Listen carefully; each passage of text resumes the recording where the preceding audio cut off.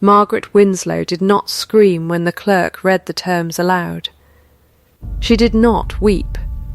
She did not look at the door where her son stood in his good blue coat, with his hand fisted in a footman's sleeve, being kept from crossing the room to her.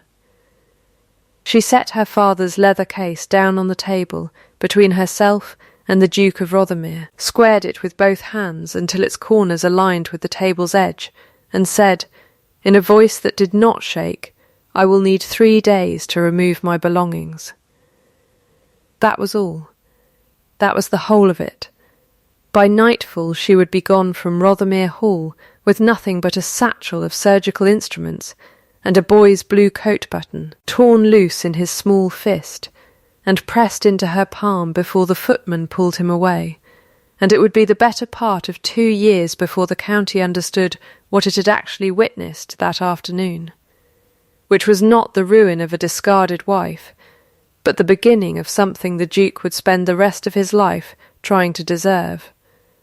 The summer of 1816 had come to Wiltshire the way it always did, green and indifferent, laying its long light over hayfields that did not care whose marriage was ending in the drawing-rooms beneath them.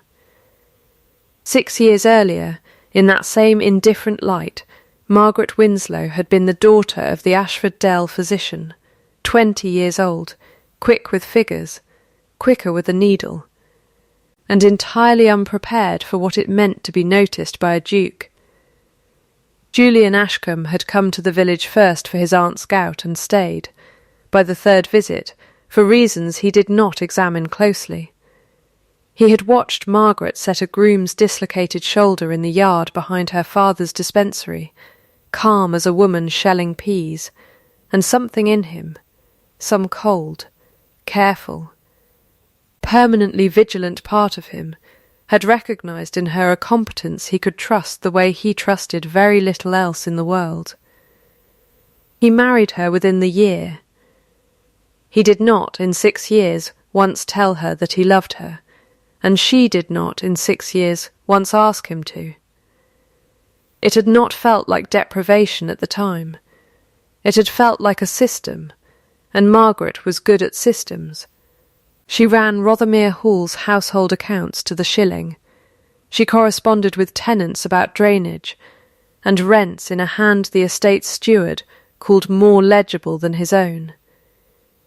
She bore Julian a son, Peter, in the 2nd year of the marriage, and nursed him through a fever in the 4th year that the fashionable London physician had pronounced hopeless.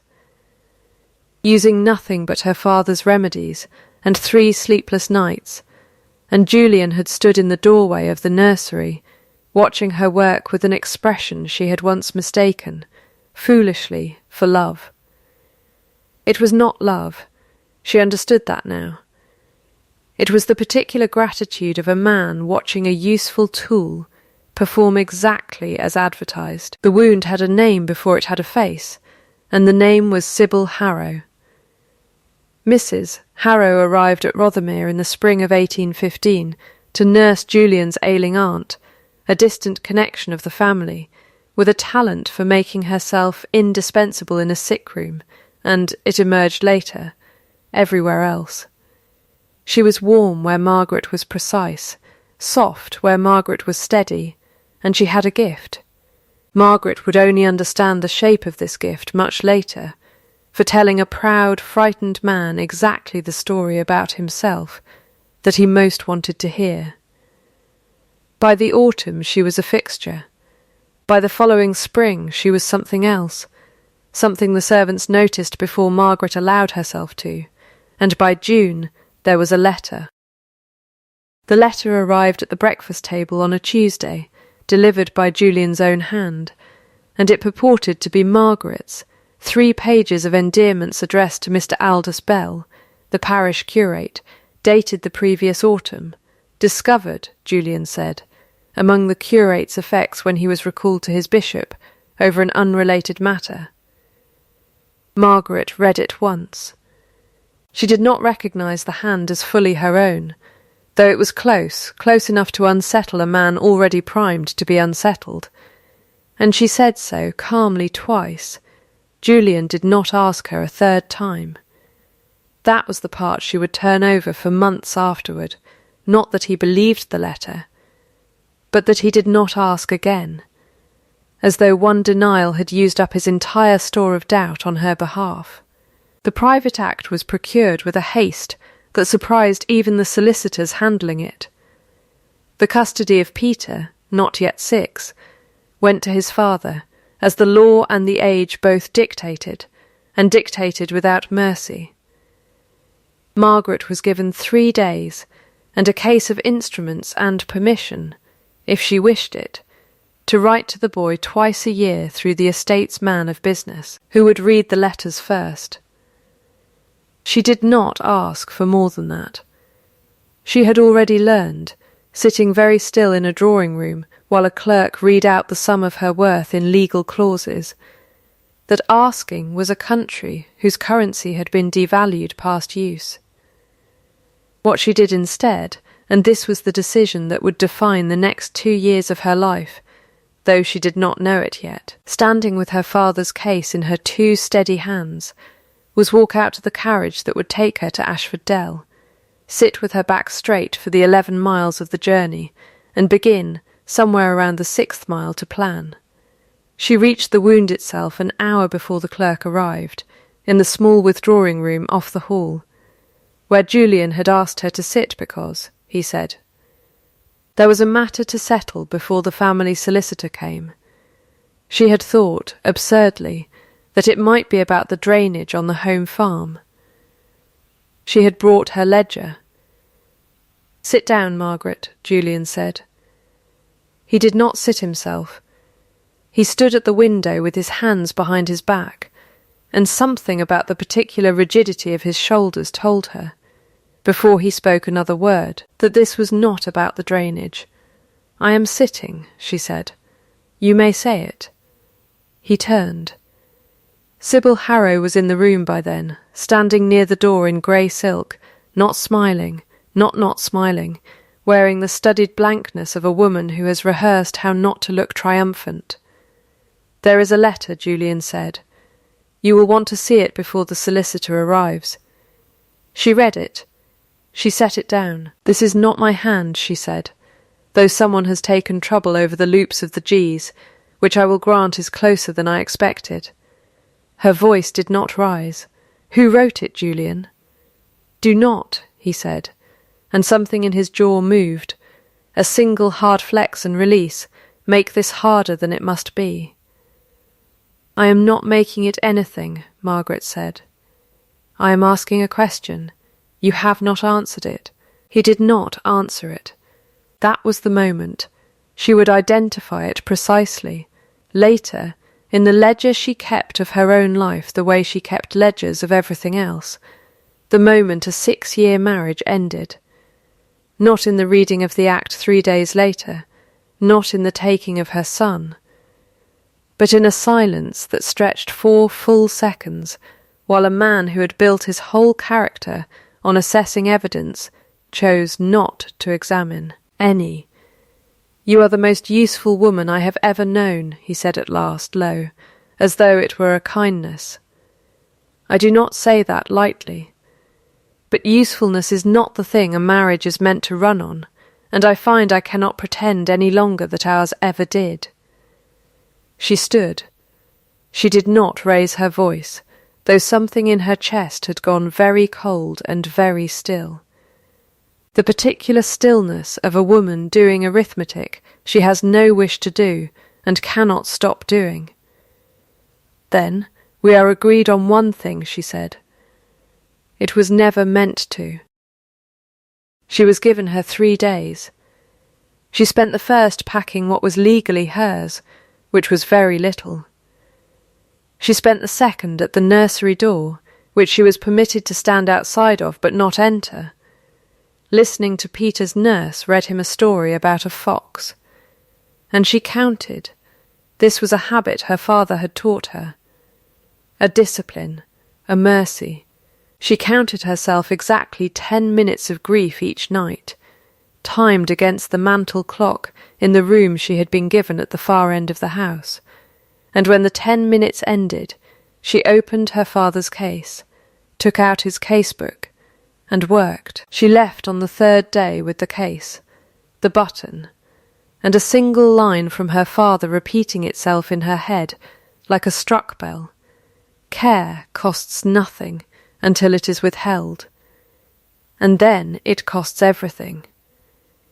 She did not yet know how literally that would prove true, or how long it would take Julian Ashcombe to learn it too. But she knew, riding away from Rothermere Hall with her spine straight and her hands steady in her lap, that she had work to do, and that whatever came next would be built, not wept for.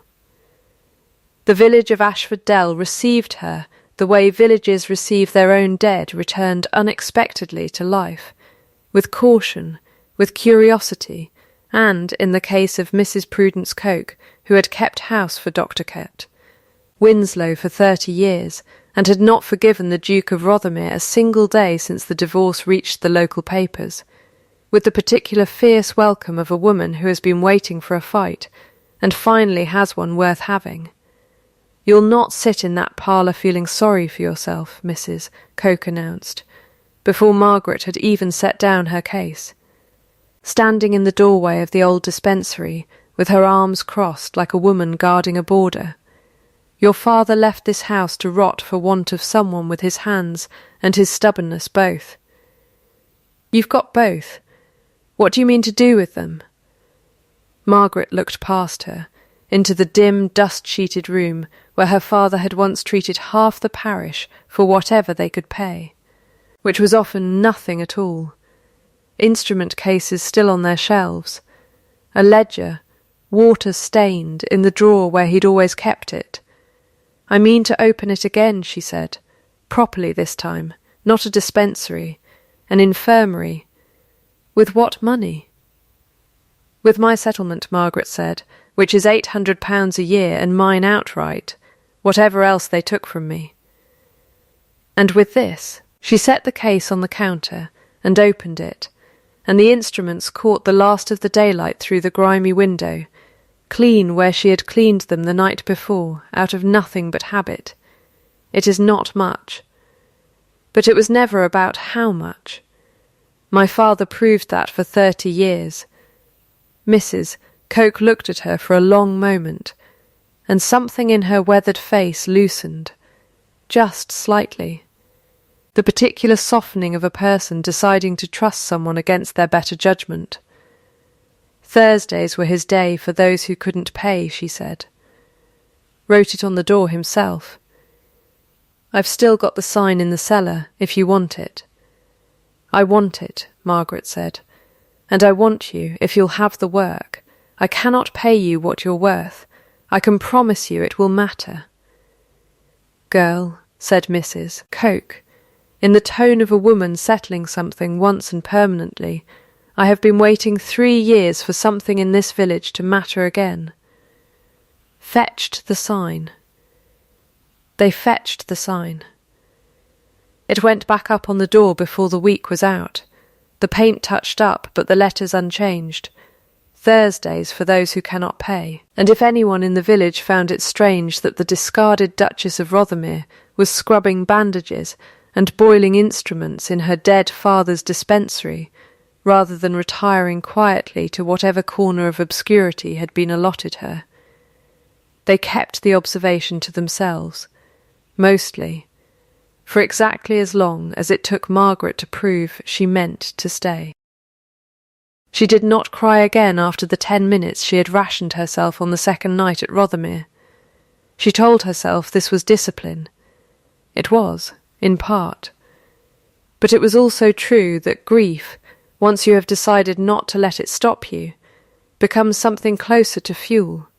And Margaret Winslow, she had stopped, deliberately, thinking of herself by any other name, had a great deal of it to burn. The first real test of the infirmary came in its 3rd week, in the shape of a tenant farmer named Silas Rudge, who arrived at the door white-faced and half carrying his 11-year-old daughter, whose arm had been crushed beneath a cartwheel an hour before. The bone was broken cleanly through the forearm, the skin unbroken but the swelling already alarming, and the girl was grey with shock and trying, with a child's stubborn pride, not to make a sound. "The bone-setters in Devizes," Rudge said. "Half a day there and back. I didn't know what else. You did exactly right to come here," Margaret said, and she was already moving, already had the girl on the table, already had Mrs. Coke boiling water and cutting linen into strips before the sentence was finished. She did not raise her voice.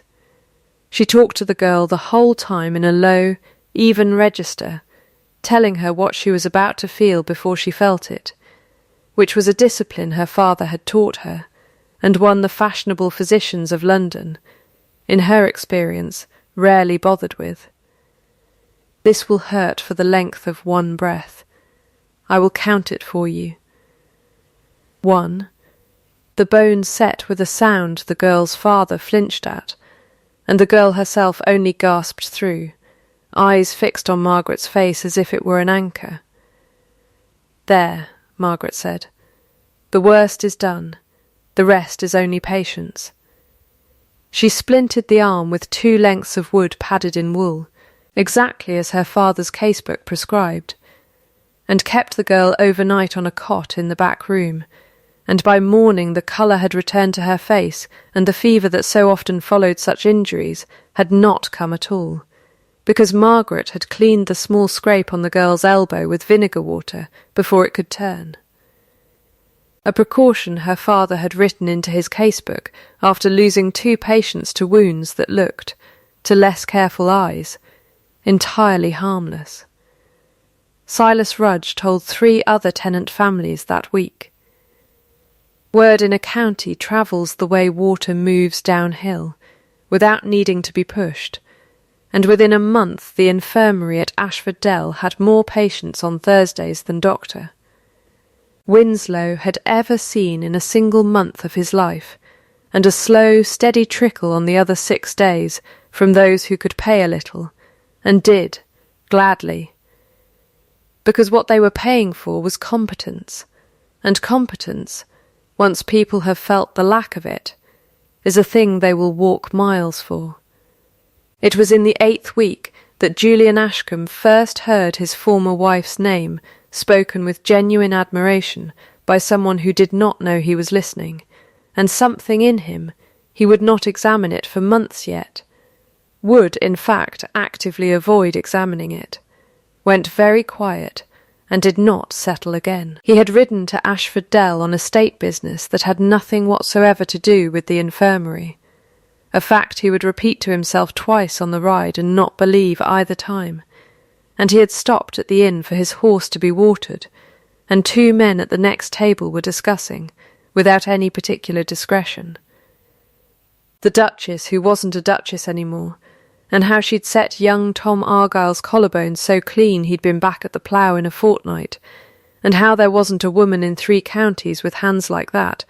God rest old Dr. Winslow, his daughter had more than kept the name. Julian did not go to the infirmary that day. He told himself this was propriety. It was. He would later admit cowardice, though it would take him a great deal longer than a single ride home to admit it in those words. He went a week later instead, on the pretence. He had begun, by then, to notice how many of his reasons for going anywhere near Ashford Dell were pretences, of inquiring after a tenant's health on behalf of the parish, and he stood in the doorway of the dispensary at 4:30 in the afternoon, and watched, through the window. His former wife bent over a ledger with an apprentice boy at her elbow, explaining in a patient, unhurried voice why a wound cleaned with vinegar water healed faster than a wound bound tight and left, and something in the picture, the steadiness of her hands, the total absence in her posture of the woman who had once sat very still in a withdrawing room, while he dismantled 6 years of her life, in 4 sentences, struck him with a force he had no ready name for. She saw him before he could decide whether to knock. She straightened, set down her pen, and regarded him across the small room with an expression that gave him, deliberately, nothing at all. "Your Grace," she said, "you are a long way from Rothermere." "I came on parish business," he said, which was true, and which he heard. As he said it, sound exactly as thin as it was. "Of course you did," Margaret said, and did not ask him in, and did not ask him to leave either, and stood there with her ledger closed under one hand, waiting, with the particular patience of a woman who has learned that silence is often the only question a man like Julian Ashcombe will ever answer honestly. He looked at her for a long moment. Somewhere behind him, in the yard, a cart passed on the road, ordinary and unremarkable, and the sound of it seemed absurdly very loud. "How is Peter?" she asked, before he could speak again, and her voice did not break on the name, though something behind her eyes moved briefly, like weather crossing a field and passing on. "He asks for you," Julian said. It cost him something to say it. She saw that it did, and filed the observation away with the same discipline she filed everything. In the drawer of her mind she had long ago learnt to keep locked until it was useful to open it. "He does not understand why you do not come.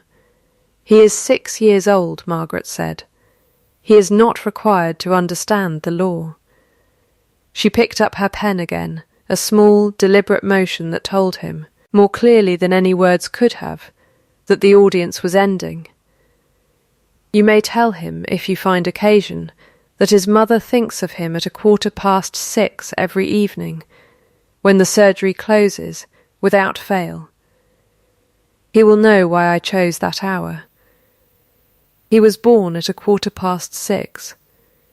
Julian stood in the doorway a moment longer, though there was nothing left to say that either of them was prepared to say aloud, and then he touched his hat, and left, and rode back to Rothermere Hall, in a silence that felt, for the first time in a year, considerably louder than the noise it had replaced. He did not tell Sybil where he had been. That, too, he would recognise later as the first small stone in a wall he had not yet realised he was building. The second competence trial came at the start of that autumn, and it did more for the infirmary's standing in the county than any amount of grateful gossip could have managed alone, because it involved not a tenant farmer's daughter, but Sir Edmund Price, a magistrate of considerable local weight, and even more considerable stubbornness, who arrived at Margaret's door in a fury of disbelief, because his own physician, a Dr. Cassius Wren, fresh from London, and very proud of his instruments, had bled him twice for a chest complaint that was worsening rather than improving. And Sir Edmund's wife, at her wits' end, had sent for the infirmary against her husband's express wishes. "I did not come here to be lectured by a woman half my physician's age," Sir Edmund informed Margaret from his sick-bed, wheezing between words, "whatever the county says of your hands." "Then you have wasted a journey you did not consent to," Margaret said, unruffled, already listening to his chest with an ear pressed flat to a folded cloth against his shirt, a method her father had sworn by, and Dr. Wren, she suspected, had never once employed. "But you are here, and I am not in the habit of turning away a patient for the sin of disliking me." Breathe in, slowly again, what she found, and said plainly, was that the bleeding had done him active harm, weakening a body that needed strength to fight a congestion of the lungs, and that what he required instead was rest, warmth, steam infused with vinegar and herbs, and no further letting of blood under any circumstance. Sir Edmund, who had spent 40 years being agreed with, opened his mouth to argue and found, to his evident surprise, that he had not the strength left to manage it, and closed it again. He recovered within the fortnight.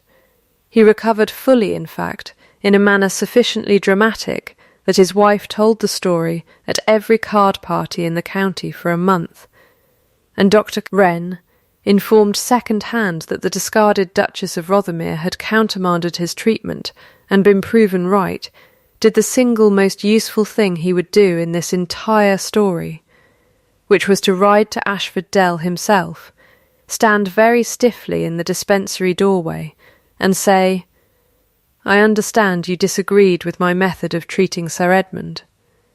"I did," Margaret said. "On what authority?" "On the authority of having watched him breathe easier the moment the bleeding stopped," she said. "I have no letters after my name, Dr. Wren. I have 30 years of my father's case-books, and 2 years of my own, and I have never once lost a patient to a treatment I refused to give, merely because it was fashionable to give it." Dr. Wren was, whatever his vanity, not a foolish man, and something in the plainness of her answer reached him where flattery would not have. "I should like to see those case-books," he said, "if you would permit it, not to contest them, to learn from them." It was not friendship, not yet, and possibly not ever entirely. But it was the beginning of the county's slow, grudging, and eventually whole-hearted recalibration, and Margaret understood, watching Dr. Wren's stiff-back retreat down the lane, that she had just converted the most dangerous kind of sceptic there was, a proud man who had been proven wrong in public and chosen, against every instinct, to learn from it rather than resent it. She did not yet know that the county's opinion of her would matter far more than she could presently imagine, or that the season turning toward a wary, watchful winter would carry with it the first of the documents that would eventually undo everything Sybil Harrow had built her second marriage upon. She knew only that the infirmary's ledger, that autumn, showed more paying patients than it had ever needed to show a profit, that her apprentice boy could now set a simple fracture unsupervised, and that a letter had arrived from Rothermere's man of business, forwarded as promised, in a child's careful, labouring hand. "Dear Mamma, I am well. I have a new pony. Papa says I may write again at Christmas. I hope you are well too. Your loving son, Peter." She read it 4 times. She permitted herself, that night, exactly 10 minutes by the mantel clock, and then she folded the letter into her father's casebook, where the pressed evidence of a life kept moving despite everything taken from it, and went back to work. Winter came to Ashford Dell hard and early that year, and it was in the black cold of January that Margaret learned, from a source she had not expected, the shape of the wound she had spent 6 years married to without ever once being permitted to see it whole. The source was Mrs. Agatha Pruitt, who had been housekeeper at Rothermere for 40 years before her retirement to a cottage near the infirmary, and who came in one evening with a chest cough she would not have troubled anyone over except that her niece insisted, and who, warmed by the fire and a cup of Margaret's willow-bark tea, began to talk in the unguarded way of the old and the trusted. "You'll not have heard the whole of it," Mrs. Pruitt said, "how his mother died. He was 9, the old Duke, a hard man, God rest him, harder than his son ever managed to be. Whatever you think of Julian now, he would not send for the London men when her lungs went bad. Said it was throwing good coin after a lost cause. Said feeling was a tax a sensible man didn't pay twice. She died in March, in that big cold room, with her own husband refusing her the physician that might have saved her, and the boy stood in the doorway and watched the whole of it, same as you'd watch a lesson you weren't meant to forget." Margaret sat very still. "He has never told me this. He's never told anyone," Mrs. Pruitt said. "Ask him yourself, if you've the stomach for what it'll cost you both. But I'll tell you this for nothing, Duchess, begging your pardon. You're not that now, but you'll always be that to me. a boy raised to believe that caring for a thing you might lose is a fool's economy, grows into a man who calls it usefulness instead, because usefulness he's allowed to keep.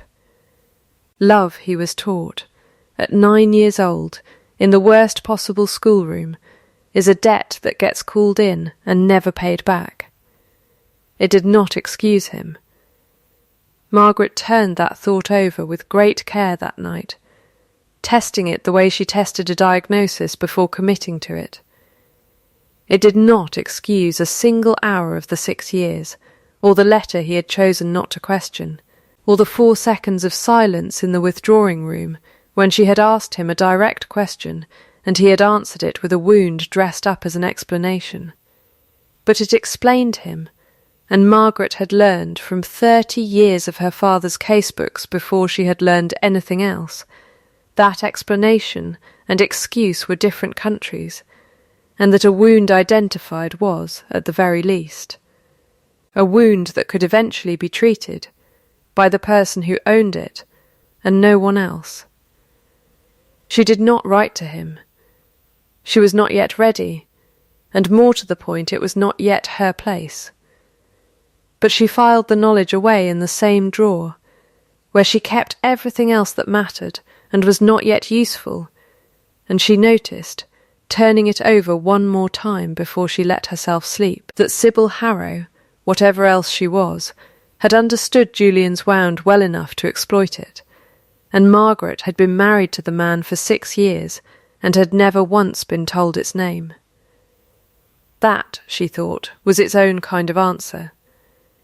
The county's turning, when it came slowly and then all at once, the way ice gives on a pond, a long season of small cracks nobody remarks on, and then a single morning when everyone can suddenly hear it. By the following spring, the infirmary at Ashford Dell had a waiting list on Thursdays, a standing arrangement with the parish to treat the poor of 2 neighbouring villages as well, and a reputation, spoken now without any of the careful hedging that had once accompanied Margaret's name, as the finest medical establishment for 30 miles that did not require a letter after its proprietor's name to be believed. It was into this season of quiet, hard-won respectability that the first document arrived, not with drama, but folded inside an ordinary letter from the Rothermere Estates man of business, forwarded along with Peter's spring correspondence, almost as an afterthought, and it would take Margaret 3 full readings to understand what she was looking at, and Thaddeus Gray, the county solicitor she brought it to the following week, considerably longer than that, to explain exactly how much it was worth. Sir Edmund Price's steward, a meticulous man named Osgood, had written to Margaret with an entirely unrelated query about paying for his daughter's treatment, and enclosed, by what he called an odd coincidence and what Margaret would come to understand, was nothing of the kind, a scrap of paper he had found, tucked into an old household account book he was clearing out, a receipt dated the previous summer, in Mrs. Sybil Harrow's own hand, for the purchase of paper and ink from a stationer in Devizes 2 full weeks before the letter that had ended Margaret's marriage was supposedly discovered among Aldous Bell's effects. It was not proof of anything on its own. Margaret understood that immediately, turning the receipt over in her hands at the kitchen table, with Mrs. Coke reading over her shoulder. But it was a thread, and a thread in her father's casebooks, in his careful accounting of symptoms that did not yet add up to a diagnosis, was always worth pulling. "You mean to go looking for the rest of it, Mrs. Coke said. "It was not a question. I mean to know what happened to my marriage," Margaret said, "before I decide what, if anything, I intend to do about it." She began, quietly, the following week, with a letter to Aldous Bell himself, who had been curate of Ashford Dell's neighbouring parish before the scandal, and was now, by the last address anyone had for him, serving a small living in Northumberland, exiled by a scandal he had never been permitted to answer. She did not accuse him. She asked him, plainly, whether he had ever received or sent any correspondence to her that he had not shown to a third party, and whether he recalled where he had been on the date the forged letter claimed. His answer, when it came 6 weeks later, arrived with an enclosure that made Thaddeus Grey sit forward in his chair for the first time in the entire conversation. Bell had kept, out of the meticulous habit of a man raised by an equally meticulous father, a private diary of his clerical duties. On the date in question, he had been 40 miles away, officiating at a funeral in Bath, with the parish register to prove it, a document that could be produced, sworn, and dated by 3 independent witnesses who had no reason on earth to lie for a disgraced curate they had not seen in a year. This, Thaddeus Grey said, tapping the register's copied entry with one finger, is not a thread any more, Mrs. Winslow. This is a rope. He looked up at her over his spectacles. The question you must now decide is what you intend to hang from it. Margaret looked at the papers spread across his desk, the receipt, the register, the letter itself, which she had kept, unwisely perhaps, folded inside her father's casebook for 2 years, because some part of her had known even then that a document discarded is a document that cannot later be examined. "I do not intend to hang anyone," she said. "I intend to be believed. There is a difference, and I have had 2 years to learn it." She wrote to Sybil Harrow, now the Duchess of Rothermere, a fact Margaret set down on the page with no more emotion than she would have used to record a patient's temperature, a single short letter informing her, without threat, that certain documents concerning the letter of 2 summers past had come into Margaret's possession, and that she would be grateful for an explanation before she took any further step. She received no answer. What she received instead, a fortnight later, was a visit from Julian himself, riding into Ashford Dell in a hard spring rain, with his coat soaked through, and his face carrying an expression Margaret had seen on him exactly once before, on the night Peter's fever had broken after 3 sleepless nights, the particular rawness of a proud man who has just understood how close he came to losing. Something irreplaceable through his own inattention. "Sybil burned your letter," he said, standing dripping in the dispensary doorway, "and told me it was nothing. I would have believed her a year ago." He stopped, started again. "I do not believe her now. I have not believed her, if I am honest with myself, in some months." "Show me what you have." Margaret studied him for a long moment, weighing with the same care she would have weighed a diagnosis how much of this man's sudden honesty was real, and how much was simply fear finding a convenient direction. "Not tonight," she said finally, "and not with words. If you want to see what I have, you will see it the way everyone else will, plainly, and all at once, and where it cannot afterward be denied." "When?" "When I am ready," Margaret said, "and not before. You have had 2 years to ask me a single honest question, Julian. You will grant me the same courtesy of my own timing now." He did not argue. That, too, she filed away. The public reckoning, when Margaret finally set its date, was not staged for spectacle, though it would function as one. It was scheduled, with a precision her father would have approved of, for the quarterly parish meeting at the Ashford Dell Assembly Room, a gathering that drew tenants, gentry, and clergy from 3 parishes and had, for generations, served as the county's unofficial court of public opinion.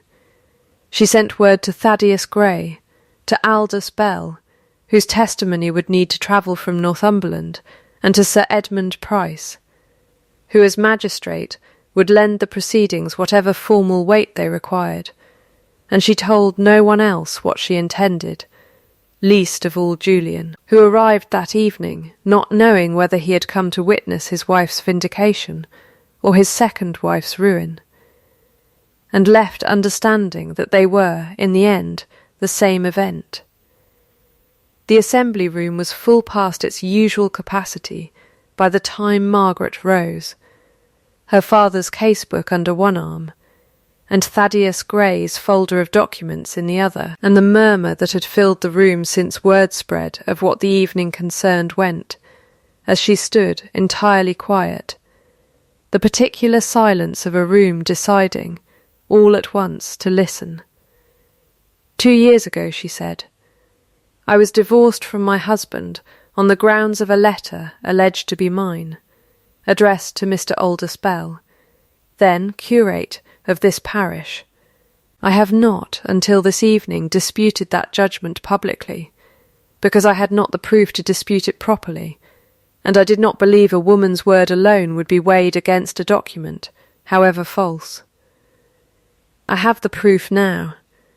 She laid the papers out on the long table at the front of the room, one at a time, and let Thaddeus Grey speak to each in his flat procedural solicitor's voice, which carried, in its very dryness, more weight than any performance could have.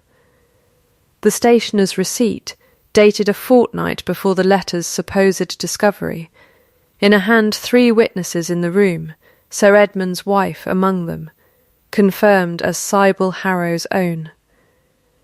The parish register from Bath, sworn and sealed, placing Aldous Bell 40 miles from Ashford Dell on the date in question, and then Aldous Bell himself, who had travelled 2 days in bad weather to stand at the back of the assembly room and say, in a voice unsteady with 2 years of unearned disgrace, I have never in my life corresponded with Mrs. Winslow beyond the ordinary business of the parish.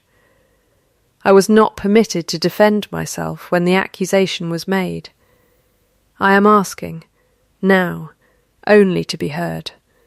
It was Davy Fenn, Rothermere's head groom, unbidden and unasked, who stood at the back near the door and said the thing that finished it.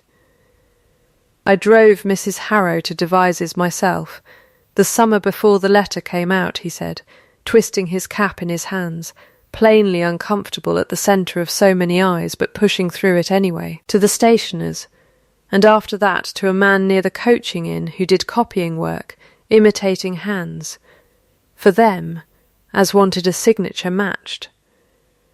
I didn't think nothing of it at the time. I've thought of little else since I heard tonight what the letter cost. Margaret watched Sybil Harrow, seated near the front beside Julian, go very still, not the composed stillness Margaret had spent 2 years cultivating in herself, but something else entirely. The stillness of a woman watching every wall of a carefully built house come down at once and finding, in the ruins, that she had no further argument to make. She did not deny it. She did not, in the end, say anything at all. And something behind her carefully arranged composure simply went out, like a candle in a draught nobody had thought to guard against. I have not come here tonight for revenge, Margaret said, into the room's stunned quiet, and her voice, for the first time all evening, softened, though it did not waver. I did not build this infirmary to punish anyone. I built it because I was told, once, that I was useful and not loved, and I decided that if usefulness was the only inheritance I was to be permitted, I would make it into something no one could take from me twice. I have that now. What I wanted from this evening was simply the truth, spoken where it could not be denied again. I have that too. She looked finally at Julian, who had not moved through the whole of it, his face gone the colour of a man watching 2 years of his own certainty dismantled in real time. "What happens next," Margaret said, "is not for this room to decide." The room, none the less, had decided something of its own that evening, and the tide of it, audible, unmistakable. The way a room's collective breath changes when it has watched an injustice named and answered, followed Margaret out into the cold spring night, where she stood a moment on the assembly room steps, closed her father's casebook, and for the first time in 2 years allowed herself to cry, not the counted 10 minutes she had rationed for grief, but something looser and longer and entirely unrationed, because the thing that had broken open in her was not grief at all, but its opposite, arriving 2 years late and taking her, for once, entirely by surprise. Julian found her there. He did not touch her. He stood a respectful distance away in the dark, hands at his sides, and waited until she had finished, and then he said, quietly, "I have a great deal to explain to you. I do not expect you to want to hear it tonight." "No," Margaret agreed, wiping her face with the back of one hand, steady again, or steady enough. "Not tonight." Sybil Harrow left Rothermere within the week, before any formal proceeding could be brought against her, for a married sister's house in Kent. And whatever accounting she owed the law or her own conscience, Margaret did not pursue it further. She had what she wanted, which was the truth, spoken aloud, where it could not be taken back. It was, Thaddeus Grey told her privately, a more dignified end than the woman likely deserved. Margaret only said that mercy dispensed from a position of strength cost the giver something real, and that she had decided some months before that she preferred to be a woman who could afford it. Julian came to Ashford Dell 3 days later, not on any pretence of parish business this time, and found Margaret in the dispensary going over the week's accounts with Mrs. Coke, who took one look at his face and found, with sudden urgency, an errand that required her elsewhere. "I will not ask you to forgive 2 years in an afternoon," Julian said, standing where he had stood so many times before, though something in his bearing was different now, less certain of its right to occupy the space. "I only ask that you let me explain it in full, and that you understand the difference. You taught this room the difference tonight, better than I have ever managed to learn it myself, between an apology and an explanation. I owe you both, and I have come to give you both, and I will not consider either finished until you tell me it is." Margaret set down her pen. "Then say the explanation first," she said. "I have found, in my experience, that a man's excuses tell you more about him than his apologies ever do." He told her, then, standing in the small cold dispensary, with the last of the daylight going grey in the window, the thing Mrs. Pruitt had already told her in outline, his mother, the long illness, the old Duke's cold economy of feeling, a 9-year-old boy taught in the cruellest possible schoolroom that love was a debt collected and never repaid, that the only safe investment was in a person's usefulness, because usefulness, unlike love, did not leave you standing in a doorway watching it die. "I did not choose Sybil because I loved her," he said, and his voice, on the word, had the particular flatness of a man reading out a bill of sale against himself. "I chose her because she made me feel nothing was required of me but to be told what I wished to hear, and I had spent 6 years married to a woman who required, simply by being who she was, that I become a better man than my father raised me to be. I found that unbearable. I called it, to myself, incompatibility. It was cowardice. I understand that now. I did not question the letter because questioning it would have meant staying, and staying would have meant becoming a man I did not yet know how to be. "And now?" Margaret asked. "What has changed, besides the inconvenience of being caught?" "You have," he said simply. "I have watched you build. For 2 years the exact thing my father taught me was impossible, a life built on care that costs something and is given anyway. I do not deserve to be let back into it. I am asking regardless, because the alternative is spending the rest of my life the way my father spent his, afraid of exactly the thing that might have saved him." Margaret was quiet a long moment. "Then I will tell you my terms," she said, "and I will say them once plainly, and I will expect you to understand that they are not negotiable, only agreeable or not." She counted them off, the way she counted a patient's symptoms, precise and unhurried. "I keep the infirmary. It is not a hobby to be set aside when I am returned to a drawing-room. It is my life's work, and it continues, funded independently of Rothermere, under my name for as long as I choose to run it.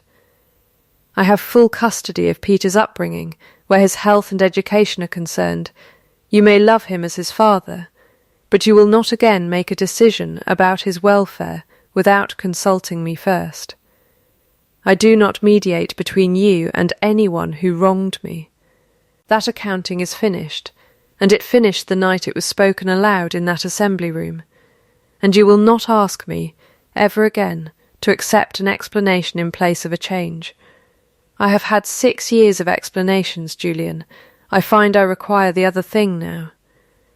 "All right," Julian said. "All right, then," Margaret said, and something in the room's cold air seemed very slightly to warm. "That is not a yes. It is an agreement to begin. I would ask you not to confuse the two." He did not confuse them. Over the year that followed, Margaret watched him prove it in increments so small she would have missed them entirely if she had not, by long habit, been the kind of woman who noticed everything. The chair he began, without comment, to pull beside hers rather than opposite. The way he learned, slowly and without being asked twice, to bring her tea rather than have it brought. Because he had noticed she took it a particular way, and wished, evidently, to be the one who knew it, the ledger of the infirmary's expansion into a second building that he asked to see not to correct, but to understand. Sitting beside her with Peter's old primer open on his knee, while their son, now 8, practised his letters at the same table, the 3 of them occupying, for an hour most evenings, the same quiet room, without any of them needing to fill its silence. There was one relapse, in the autumn, small and telling. A tenant's roof needed mending before winter, and Julian, out of 6 years of old habit, simply ordered it done, and paid for it without a word to Margaret, who ran the estate's charitable accounts jointly with him now, and discovered the expense a week later in the ledger. "You did not tell me," she said, not angry, only naming it, the way she would have named a symptom. He stopped what he was doing. "No," he said. "I did not think to. I am sorry. It was not that I did not trust your judgment. It was that some old part of me still does not think to ask, and I did not notice I had failed to until you have just shown me that I did." "Then notice it now," Margaret said. "And next time ask. That is all I require. Not that you never slip, only that when you do, you say so plainly. And correct it, rather than let me discover it in a column of figures." "I will ask next time," Julian said, and did, every time thereafter, a small, unglamorous discipline that meant, Margaret came to understand, considerably more than any single grand gesture could have. It was Peter's illness, the following January, that settled between them whatever words had not yet managed to. He woke feverish on a bitter night with his throat swollen and his breath coming rough, and Sybil's old physician was long gone from Rothermere's service, and it was Julian himself who rode through driving snow to Ashford Dell, rather than waiting for a lesser man to be summoned, because he had learned by then precisely whose hands he trusted with what he could not bear to lose. Margaret worked through that night the way she had worked through Peter's fever years before, steady and unhurried, steaming vinegar and herbs at his bedside, watching his breath for the change that would tell her whether the crisis was breaking or worsening.